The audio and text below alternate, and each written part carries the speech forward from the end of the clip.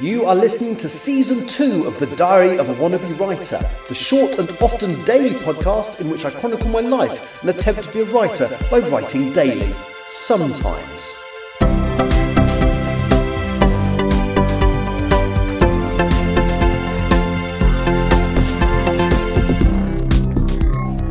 Hello, today is Saturday the 1st of March 2025 and you are listening to The Diary of a Wannabe Writer. And I'm recording this today in a little hotel room in New York where we flew yesterday. Obviously yesterday I didn't do a podcast I recorded on the day. That was one I recorded earlier in the week just to tie in and celebrate the release of my friend Tanya Campbell's, or T.G. Campbell as she writes under, the release of her new book, The Case of The Fatal Flaw, which is now available to buy from Amazon as a Kindle book, as an actual book, or part of the whatever the Kindle subscription package is. Kindle Unlimited, that's it. Anyway, so what have I done since I properly last spoke to you on the 27th? So basically flew back from Manchester, flew to Frankfurt and back, and then went home. That's what we did had I already said that? I can't remember. And then yesterday, the day you got the podcast for Tani's book, we literally flew from from Heathrow to New York. It was long. Well, it wasn't that long a flight, but it was we had quite a lot of work to do. So, but yeah, it was good. And I'll be honest with you, having just done 2 very long days immediately into this one, I have not even left the hotel room in New York. That probably sounds really lazy to someone who doesn't get to come here very often or very unambitious, but the reality is I do get to come here quite regularly. It's heading for at least once a month at the moment, and this one is one with one of the quickest turnaround times. So if you include the bus ride to the hotel, we don't get much more than 20 hours on the ground. So literally I got here, checked into the hotel, read a few bits and pieces on the internet, obviously watched the already infamous clip of President Zelensky being bullied by Donald Trump and his ghastly vice president. Well, they're both ghastly. That is literally going to go down in history as one of the most unpleasant bullying moments ever, and the fact it was captured on television, everybody got to see it.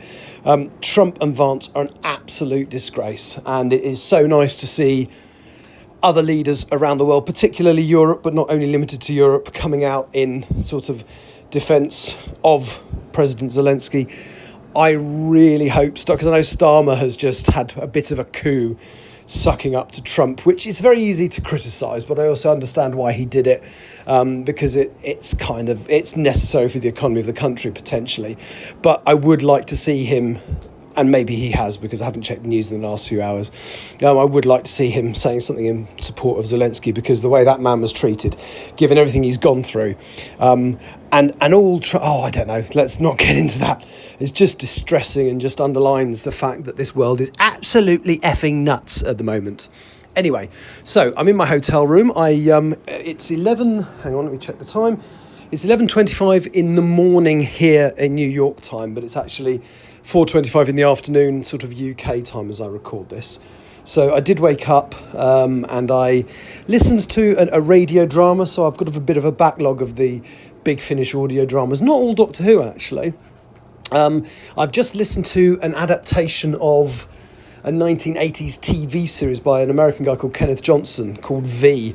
It was a very, very high budget and very good TV miniseries in its day, and Big Finish have adapted it into, at least 6 one-hour episodes. And what they've done is they've set it in the UK.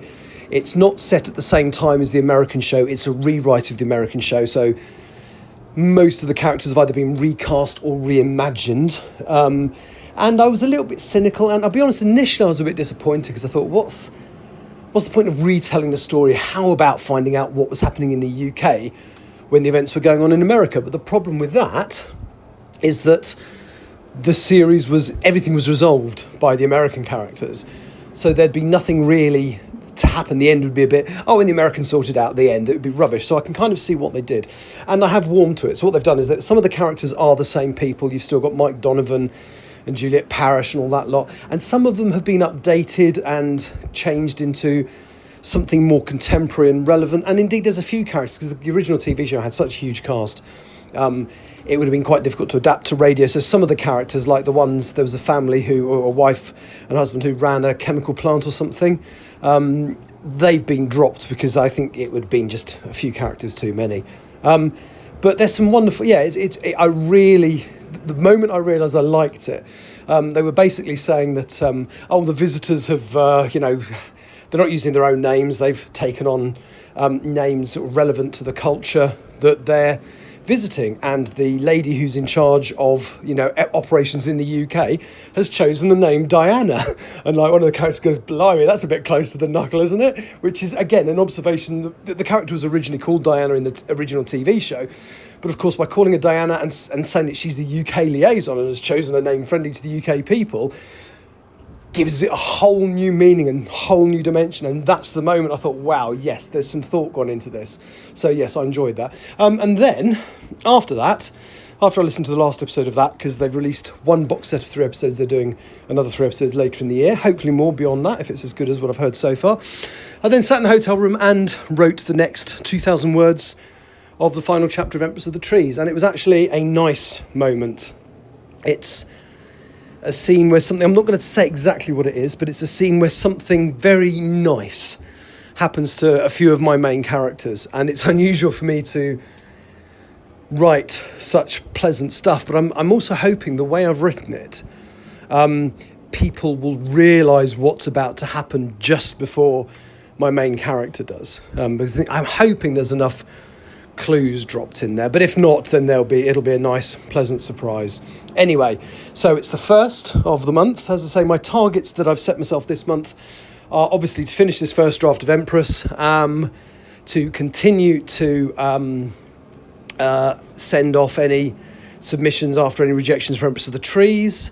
I would like to start editing the final draft of Still Life, and I would also like to try and get this short story, Doctor Who The Bill crossover short story that I've been talking about since the beginning of the year, possibly before that, try and get that done this month. So those are my 4 targets. And obviously I will update you at the end of the month to let you know how they've gone. I stand a good chance of doing okay because I've got sort of 16 days off in the middle of the month from work, although I already have some plans for some of those.